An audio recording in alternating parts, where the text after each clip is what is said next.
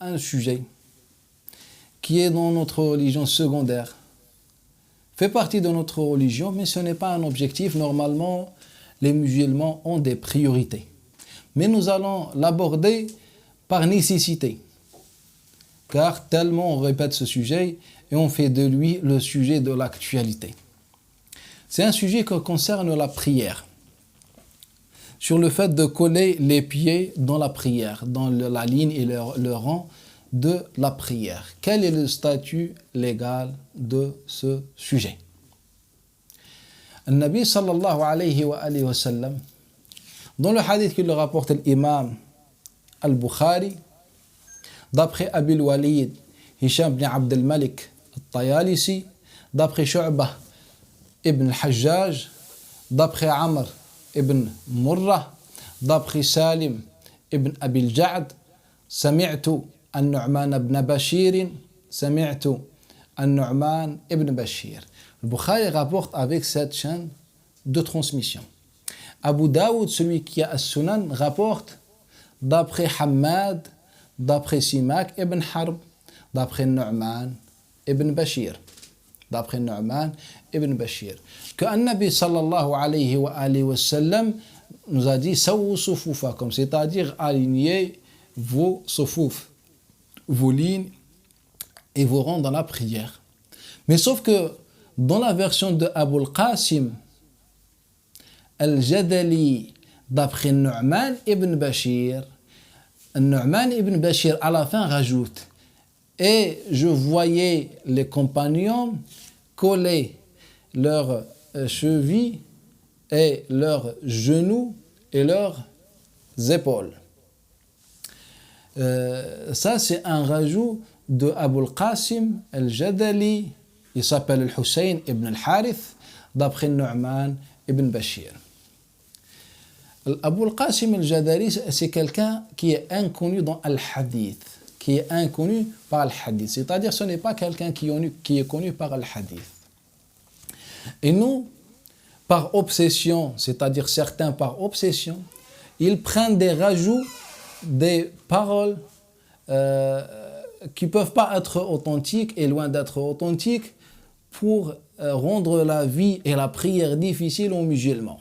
Pour dire qu'il faut mettre la cheville contre la cheville, et dans la parole, il nous dit le genou contre le genou, donc je ne vois pas comment appliquer ça dans la réalité. Pratiquement, comment on va faire? Genou contre genou. C'est juste avec un petit raisonnement, on dit subhanallah, il y a quelque chose qui ne va pas bien.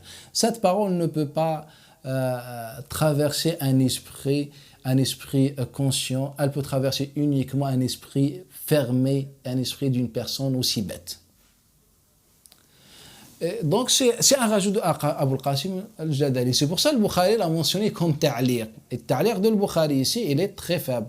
Car souvent l'imam al-Bukhari donne des commentaires pour des raisons, comme donne des paroles comme commentaires pour des raisons particulières.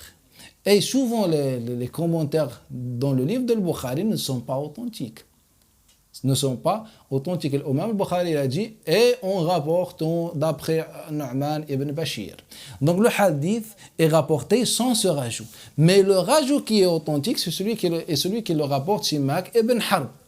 Que Nu'man ibn Bashir, quand il a rapporté, avant qu'il rapporte ce hadith, il a dit que An-Nabi sallallahu alayhi wa sallam alignait les sufuf, les lignes de la prière, comme s'il était sur Al-Qidah, dans une version Al-Qidah.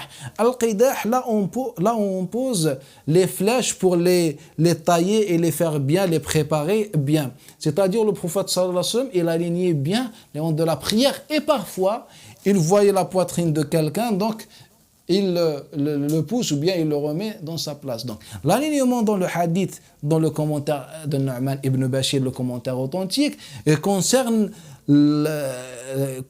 pas les chevilles ou bien les pieds, etc. Concerne l'alignement, c'est-à-dire qu'on doit se mettre dans la même ligne, c'est-à-dire qu'il n'y a pas de décalage. Et on a d'autres hadiths qui déconseillent d'avoir une fourja, c'est-à-dire un espace entre les gens dans la ligne et le rang de la prière. Naam, ceci est déconseillé. Donc, dans la prière, on se colle relativement, c'est-à-dire chacun se met à côté de son frère, sans qu'il y a, sans qu'on colle, comme certains prétendent, les pieds, autre chose. Ça n'existe pas dans la sunna du prophète sallam, ni dans la sunna des compagnons radiallahu ta'ala anhum wa ardahum. L'imam Abu Daoud rapporte d'après Ata, d'après Abdullah ibn Abbas, anna nabi sallallahu alayhi wa sallam qala khiyarukum alyanukum manakiba fi salat. Les meilleurs d'entre vous, ceux qui sont doux, qui ont des épaules dans le sens douce avec leurs frères dans la prière. C'est-à-dire qu'il n'y a pas un frottement, il n'y a pas, on ne colle pas. C'est-à-dire on a une position douce avec ceux qui sont à côté. Et ça, c'est le hadith du prophète sallallahu alayhi wa sallam qui est clair. Il ne nous dit pas les chevilles. Il ne nous dit pas qu'ils ont des chevilles douces avec leurs frères ou autre chose. Il nous dit non, c'est juste les épaules que sont douces. C'est-à-dire on est juste à côté, on ne colle pas trop la personne et on prie. Il ne parle pas des chevilles et loin qu'il nous parle des genoux, car ce n'est pas logique.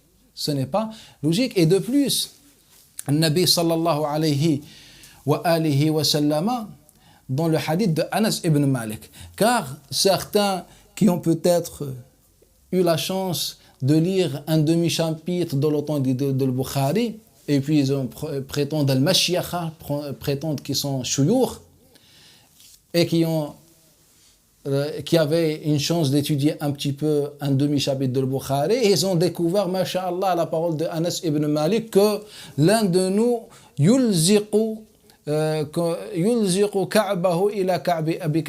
c'est-à-dire on collait les chevilles dans la parole de Anas ibn Malik, et qui est rapporté par l'imam al-Bukhari. Donc le Bukhari il nous rapporte que Anas ibn Malik dit qu'on collait nos chevilles. Mais après Anas ibn Malik, toujours dans la même transmission, il nous dit mais on a délaissé cette tradition. Donc Anas il nous dit qu'avant on mettait les chevilles à côté, collées, mais puis on a délaissé cette trace. Pour comprendre la parole de Anas ibn Malik, le hadith de Anas ibn Malik le rapporte Qatada ibn Di'ama en disant Haddathana Anas ibn Malik anna an-nabiy sallallahu alayhi wa sallam qala sawu sufufakum, alignez-vous sufuf وحاذوا الأعناق. حاذوا, c'est-à-dire coller. Coller quoi? Al-a'naq, les coups. Maintenant, montrez-moi comment on colle les coups. Soit on va décapiter les têtes des gens et on va les coller, d'après l'interprétation ridicule des salafistes, soit on comprend l'expression métaphorique du prophète sallallahu alayhi wa sallam, qu'on soit proche et qu'il n'y a pas de fuite, qu'il n'y a pas un espace entre les gens, comme les autres hadiths le témoignent. Ça, c'est le hadith de Anas ibn Malik. Et puis Anas ibn Malik nous donne ce rajout. Donc ce que Anas ibn Malik dit, c'est un commentaire à lui, car déjà lui, il dit, et puis on a délaissé ceci. Et lorsque Anas ibn Malik dit cela, il parle dans un sens général. C'est qui a délaissé? C'est-à-dire les compagnons restants, c'est-à-dire les salafs, les grands savants de l'islam, qui ont délaissé cela. C'est-à-dire les salafs ont délaissé car ils ne sont pas pieux. D'après l'interprétation des salafistes, non. Cet avis, cette parole, c'est un avis de Anas ibn Malik. Et ce n'est pas l'avis de tous les compagnons, et lui il témoigne que tous ont laissé et délaissé cette trace, c'est-à-dire personne n'a compris que ceci était la sunna du prophète sallallahu alayhi wa alihi wa sallam, sallallahu alayhi wa sallam. Et Anas ibn Malik nous rapporte que le prophète parlait des coups. Donc d'après vous, si les salafs, comme vous avez interprété la parole de Anas ibn Malik, collaient réellement les chevilles, donc d'après vous, les salafs aussi collaient réellement les coups. Car celui qui rapporte le hadith, celui qui le commente. Donc dans le hadith, c'est coller, le commentaire coller. Donc si on dit coller les chevilles d'après vous, dans le sens apparent, donc on colle aussi les coups. Et quand vous collez vos coups, là, venez nous voir pour nous dire qu'on doit coller les chevilles et on est prêt pour cela. Ça, c'est une débilité dans la compréhension. Ça, c'est une métaphore. Et tous ceux qui ont commenté ce hadith, et même la parole de Anas ibn Malik, ils ont dit ça, c'est une métaphore de al-balagha, de al-mubalagha. C'est-à-dire pour nous montrer qu'il ne faut pas laisser une fuite. Sinon, Anas ibn Malik, dans la même parole, nous dit non, tous ont délaissé cela. C'est-à-dire, il ne parle pas déjà d'une façon physique, et il nous dit que tous ne collaient pas les chevilles. Donc, même si on suppose que Anas ibn Malik nous a parlé de coller les chevilles, il témoigne que les salafs n'ont pas fait cela. Et Anas ibn Malik, lorsqu'il commente, on a le hadith, il le commente après sa transmission du hadith du prophète sallallahu alayhi wa sallam qui nous dit coller les coups. Donc, le hadith du prophète sallallahu alayhi wa sallam parle des coups, c'est-à-dire une métaphore qu'on doit être proches les uns des autres.